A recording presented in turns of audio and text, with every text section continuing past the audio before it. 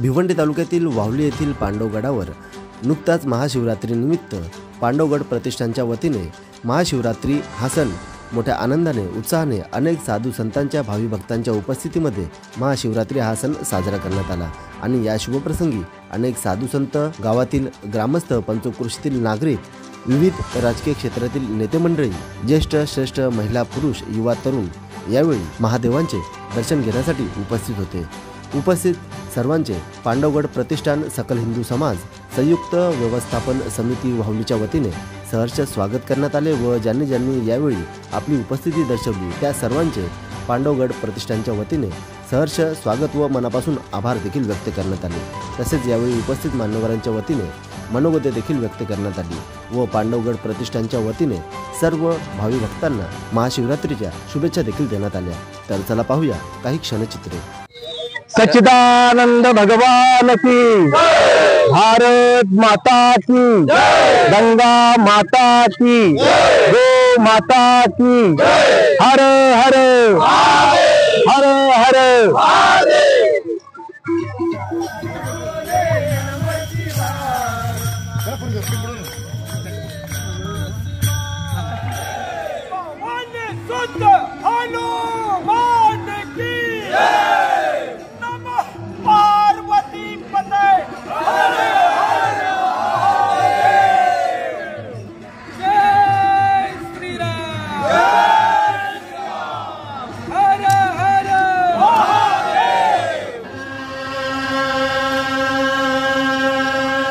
शिवचंद्र बोले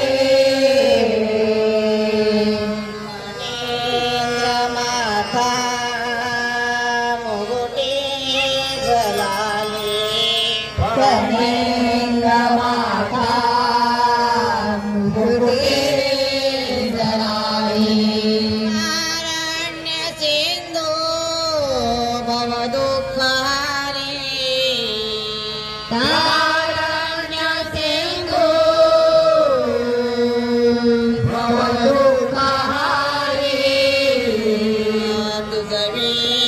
शंभो मज कोण तारे,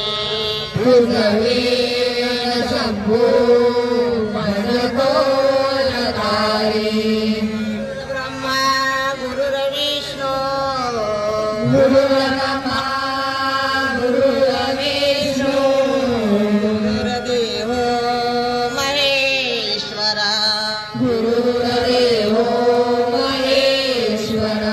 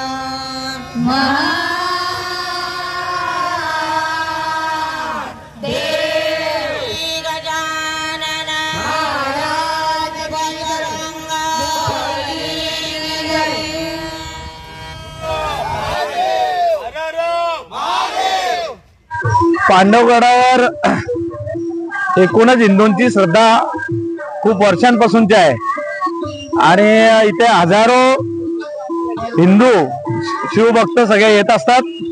दरवर्षीप्रमाणे यावर्षी खूप जण हजारोच्या संख्येने आलेले आहेत।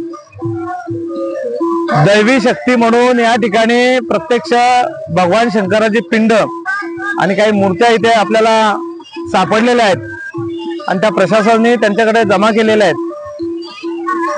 या सगळ्या वास्तूच्या निमित्ताने हिंदूंची आस्था, अस्मिता ही प्रशासनाने, सरकारने लक्षात घेतली पाहिजे आणि लवकरात लवकर इथं भव्य असं हिंदूंचं एक श्रद्धास्थान उभं राहिलं पाहिजे असं या निमित्ताने मला वाटतं. प्रत्यक्षपणे या 3 वर्षामध्ये देवाने या सर्व हिंदू बांधवांना, हिंदू समाजाला 2 वेळा संकेत दिले. त्या देवतेच्या संकेताला आव्हान करून किंवा देवतेच्या या सगळ्या यांना करून नतमस्तक होण्यासाठी सर्व भक्तजन इथे आलेले आहेत. आणि ही पुरातन कालापासूनची परंपरा होती. पुन्हा एकदा हिंदू समाजाने आपली मान वर करून ती पुन्हा चालू केलेली आहे. या पद्धतीने इथे भविष्यामध्ये हिंदू समाजाचं एक चांगलं अस्तित्व निर्माण होईल आणि जे आहेच हिंदू समाजाचं ते पुन्हा मिळवण्याचं सर्व आमचे ते पांडवगड प्रतिष्ठानचे कार्यकर्ते आहेत, पंचक्रोशीतील काही विविध संघटना आहेत, पंचक्रोशीतील काही गावं आहेत, यांच्या माध्यमातून सर्व हिंदू समाजाच्या माध्यमातून होत आहे. पांडवगड प्रतिष्ठान हे सर्व जे आयोजन करतं, नुसतंच महाशिवरात्री नाही तर पूर्ण वर्षभर वृक्षारोपण, ह्या पांडवगड गडाच्या माती असेल, इथले वनजीव असेल, वृक्ष असतील, यांचं संवर्धनाचं काम करते. इथे लागलेले वनवे विझवण्याचं काम करते. इथली पुरातन संस्कृतीचं रक्षण करण्याचं काम करते.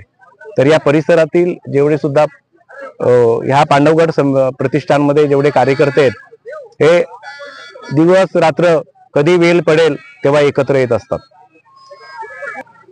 आलेल्या सर्वच पंचक्रोशीतील व तालुक्यातील, जिल्ह्याभरातून सर्व जे विविध संघटनांचे कार्यकर्ते, राजकीय पक्षांचे कार्यकर्ते आणि सर्वच स्तरावरील भाविक भक्त इथे एकत्र आले, यांचे पांडवगड प्रतिष्ठानतर्फे मी सर्वांचं हार्दिक अभिनंदन करतोय आणि पुन्हा अशाच सहकार्याच्या अपेक्षेत त्यांना पुन्हा त्यांचं हार्दिक सहकार्य करतो. इथे जी काय पांडवगड समिती जी आहे ती अत्यंत निस्वार्थपणे, श्रद्धेने या सगळ्या कार्यक्रमाचं नियोजन आणि इथलं सगळी देखभाल करत असते आणि सगळ्या हिंदू समाजापर्यंत हे श्रद्धास्थान हे आस्थेचं बनावं यासाठी त्यांचे खूप प्रयत्न सुरू आहेत. सर्व शिवभक्तांना या निमित्ताने मी महाशिवरात्रीच्या मनापासून शुभेच्छा देतो आणि असंच हिंदूंनी इथे कायम या पांडवगडावर येत राहावं आणि आपली श्रद्धा प्रगट करावी.